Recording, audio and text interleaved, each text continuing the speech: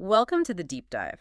Today we're tackling, well, one of the biggest questions there is. Is there a God? Pretty foundational. It is, but we're not coming at this from the usual angles, philosophy or the scientific debates. Right. We're diving into a really potent set of source materials that make a very specific claim. They argue that the ultimate reality, the reality of the creator, it's just too big, too vast for our human intellect to wrap its head around all on its own. It's an argument about limits, really. Exactly. So, okay, let's unpack that. Our mission today is to explore this critique from the sources. This idea that relying only on our own reason to understand the divine isn't just, ineffective. It's actively harmful, they'd say. Yes, we're going to get into the pitfalls they identify and why they frame ignoring divine revelation, the creator's own instructions, as, and this is their phrase, a survival necessity. It's a pretty stark way to put it. It is. And what's so fascinating is how the original texts, they just immediately draw a line in the sand. They state right up front that this question of God's nature, it can't be solved only by philosophy or science. So why not? What's the barrier? The barrier is structural. I mean, think about it. Human knowledge is, well, it's man-made. It's finite. Built by us. Built by us, for us. So how can that man-made knowledge, what the sources call a qual, ever fully define or encompass an infinite creator? It can't. So that immediately puts a cap on our most powerful tool, our reason. So our reason is incredible for navigating the world, the creation itself. Well, building bridges, coding, physics. Right. But it just hits a wall, an absolute ceiling, when it tries to define the one who created that entire reality. Precisely. You're inside the system. You can analyze the system forever, but you can't define the source code from the inside, not without external input. And the source material starts with this really specific warning. It calls the reality of God bitter, a bitter reality. Kari Hakikat. Hold on, let's dig into that for a second. Kari Hakikat. What does bitter mean here? It's a very specific choice of word. It is, and it's a crucial bit of nuance.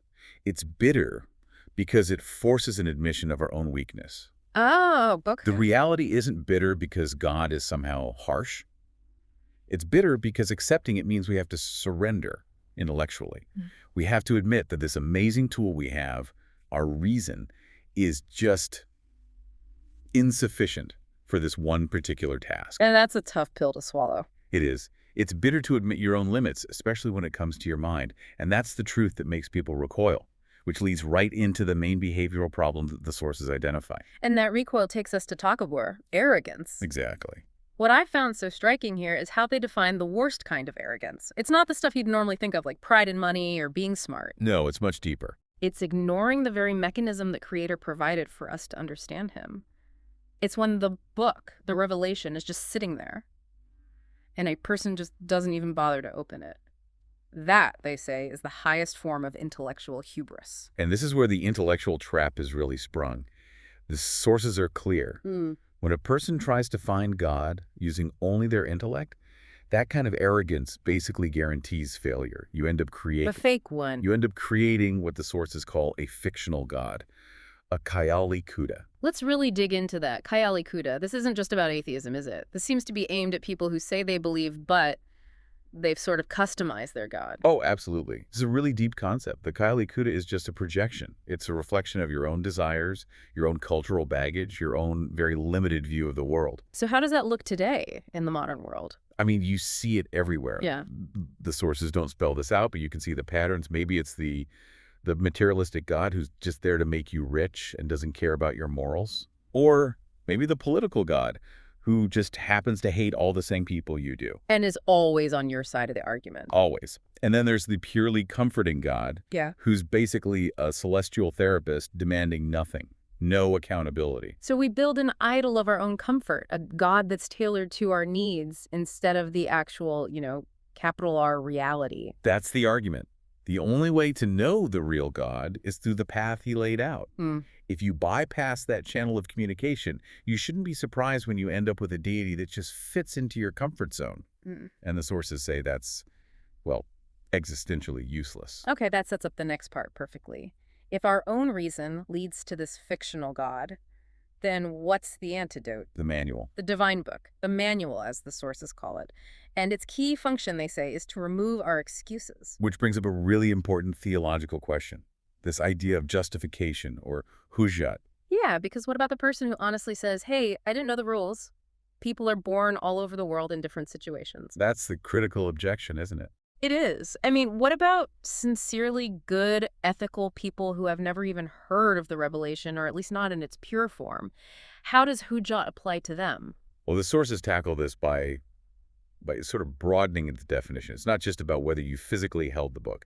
It's about the divine act of communication itself, The sending of the message. the sending of the message. The fact that messengers came, that guidance was provided, that the knowledge was established on earth, that act demolishes the excuse of total ignorance for humanity as a whole. I see.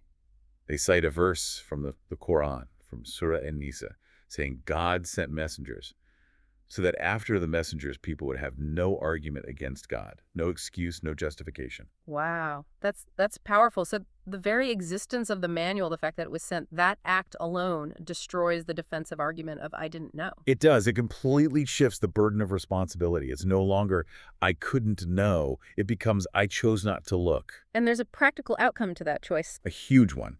The sources say, if you ignore the manual, you default to a really low-level view of your own existence. Life becomes nothing more than maza, Fun, pleasure, enjoyment.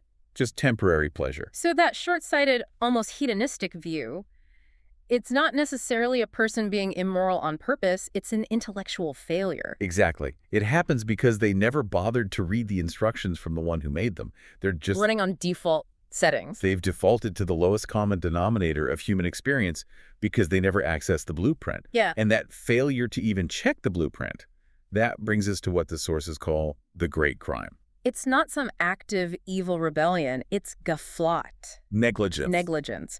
The sources argue that this pervasive laziness, this negligence in even reading the divine book, that is the great crime. It's a kind of systemic blindness that's fueled by distraction. And they describe the book as a warning letter from God. That framing is so important. It's not a self-help book or a collection of nice stories. It's a warning. It's critical protocol. And this negligence, this gaflan, is defined as a deliberate turning away from the single most critical piece of information you could ever get. And the analogy they use to make this point is just so effective because it's about our own behavior. It really hits home. They say, look, imagine you get a letter from a powerful worldly official, a CEO, a president, some high-ranking authority. Idar, yes. What do? You read it over and over. You analyze every word, every comma. You take it with absolute seriousness because you know there are real, immediate consequences if you ignore it. Of course.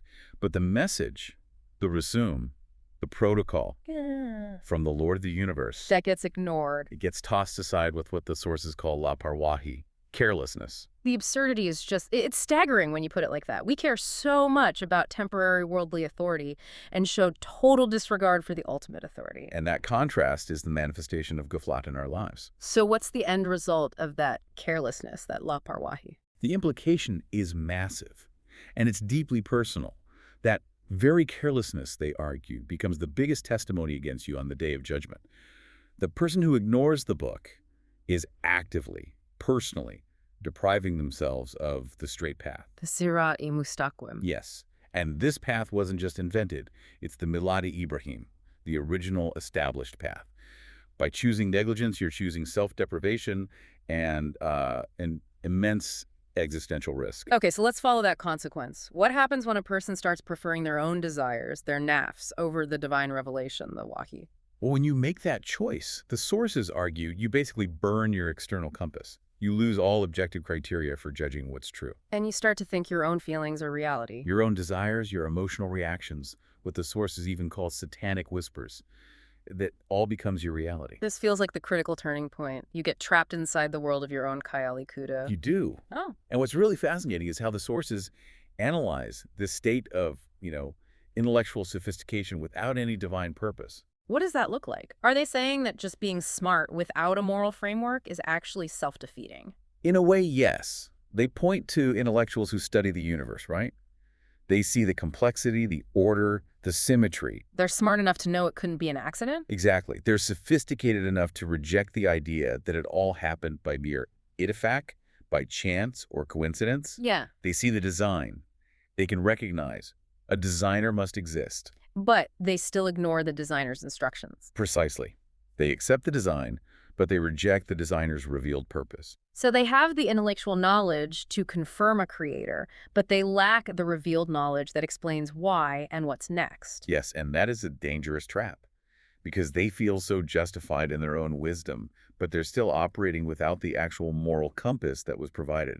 Their own brilliance becomes a barrier to the truth. So what's the bottom line here? Let's tie all of this together. The limits of our reason, the danger of negligence, the loss of the compass. Where does it all lead? It leads to the source's ultimate conclusion.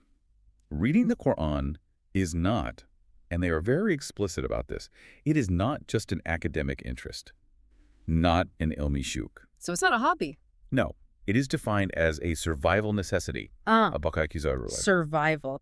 That's dramatic language. Why survival? Because the stakes are existential. This isn't about having a happier life now or being more peaceful. No. The sources frame this as the necessary guidebook for securing your actual existence in the next reality, the eternal one. If this manual is the only guaranteed map to the straight path, then choosing to ignore it means you are willfully endangering your eternal survival, Which makes the book not just optional reading for the curious. but essential protocol for the accountable. And that brings it all full circle. Yeah. Back to the idea that there will be no justification, no hujjat later on. If the purpose, the rules, the path were all provided, and the great crime of ghaflat was committed by choice, then the accountability is absolute. The limitations of our reason were known. The arrogance of relying only on it was warned against. And the path, they say, was always there. It all comes down to accepting that the Creator knows you better than you know yourself, and that the instruction manual He sent is the most vital document you will ever possess. We started this with the sheer vastness of this topic, and we've ended on this incredibly intense personal responsibility to consult the manual as a matter of survival. We've covered the limits of reason, the danger of building a self-created god, the Kayali Kuda. And the gravity of negligence, kaflat, and how it just destroys our ability to see clearly. The sources make a really compelling case that ignorance isn't just a passive state. It's an active choice, one that results in the greatest possible self-harm. So, to leave you with one last provocative thought, and this comes directly from the source material, we've established that ghaflat, this negligence, is a kind of intellectual blindness that's fueled by distraction. Constant distraction. The source then asks, are today's social and educational systems, which are so focused on consumerism, on convenience, on immediate pleasure above everything else, are they almost intentionally designed to bury our consciousness in that distraction? It raises a really important question for all of us. Is modern society, maybe inadvertently, maybe not, is it actively encouraging the creation of the Kayali Kuda on a mass scale by making us value our own immediate gratification over consulting what might be an existential necessity, something for you to mull over?